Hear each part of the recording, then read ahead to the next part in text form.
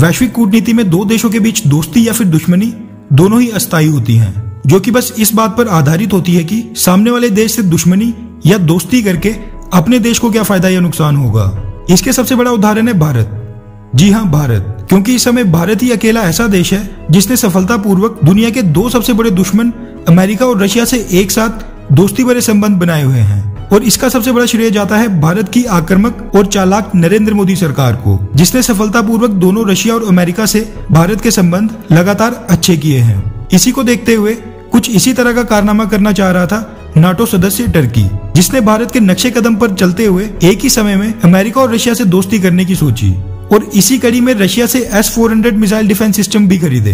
लेकिन ऐसा करना उल्टा टर्की के राष्ट्रपति एर्दोगन को बहुत ही भारी पड़ा, क्योंकि इस डील के बाद अमेरिका ने अब टर्की को अपने F-35 स्टेल्थ फाइटर जेट के प्रोग्राम से ही बाहर निकाल दिया है और इसके बाद टर्की के मौजूदा F-16 को अपग्रेड करने पर भी रोक लगा दी है, जिसके बाद ये टर्किश एयरफोर्स की सुरक्षा के लिए एक बड़ी चुनौती बन गया है। एक्सपर्ट्स की माने तो भारत का हाल भी आने वाले सालों में टर्की जैसा हो सकता है, क्योंकि भारत ने भी रशिया से S-400 मिसाइल डिफेंस सिस्टम की डील की है। वैसे तो अमेरिका भारत पर कोई भी सैंक्शंस नहीं लगाएगा, लेकिन वो चाहकर भी भविष्य में अपने F-35 फाइटर जेट्स और घातक प्रीडेटर ड्रोन्स के साथ बाकी के स्टेल्थ फीचर से लैस हथियार भारत को नहीं बेच सकेगा, क्योंकि ऐसा करने पर ये अमेरिका और नाटो की सुरक्षा के लिए एक बड़ा खतरा बन सकता है।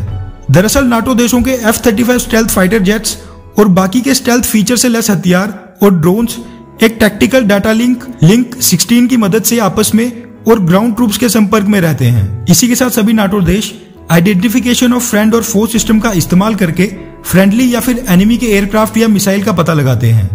और अगर अमेरिका ये हथियार भारत को बेचता है तो फिर उससे ये दोनों सिस्टम यानी कि डेटा लिंक 16 और नाटो IFF रशिया से खरीदे हुए S-400 मिसाइल डिफेंस सिस्टम में इंटीग्रेट करने पड़ेंगे। और ऐसा करने पर रशिया बैकलिंक्स के जरिए किसी भी समय नाटो सदस्य देशों की जानकारी बैकट्रैक कर सकता है और ये पता लगा सकता है कि कौन सा एयरक्राफ्ट या ड्रोन किस जगह डिप्लॉय है। एक यही कारण है कि अमेरिका चाहते हुए भी अपने कुछ घातक हथियार भारत को नहीं बेच सकेगा, क्योंकि अमेरिका भारत को चाइना के विरुद्ध मजबूत करना चाहता है और इसीलिए उसने अपने देश के कानून तक बदलकर कई घातक हथियारों को भारत को बेचने की मंजूरी दे दी है।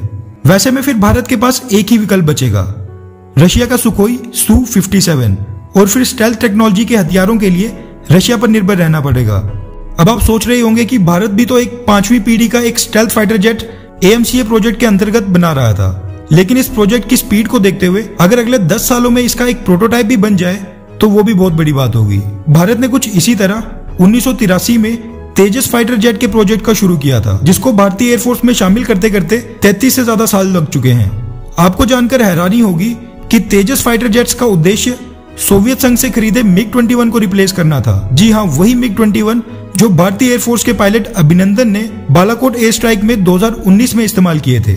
इसी चीज से अंदाजा लगाया जा सकता है कि पिछली सरकारें भारत की सुरक्षा से कितना बड़ा खिलवाड़ कर रही थी और अपने लिए 2G, 3G, कोल स्कैम, कॉमनवेल्थ स्कैम न जाने कितने घोटाले करने में लगी हुई थी। लेकिन नरेंद्र मोदी सरकार के आने के बाद सेना के आधुनिकीकरण में तेजी आई है, मगर ये तेजी इतनी भी नहीं है कि पिछले 30 से 40 सालों की नाकाम सरकारों की कमियां पूरी कर सके, जो कि अपने आप में ही एक बड़ी चुनौती है। फिर भी हमें नरेंद्र मोदी सरकार से पूरी आस है कि भारत की तीनों सेनाओं का आधुनिकीकरण तेजी से होगा और भारत पाकिस्तान और चाइना दोनों को एक साथ युद्ध में हराने में सफल होगा। आपकी इस बारे में क्या राय है?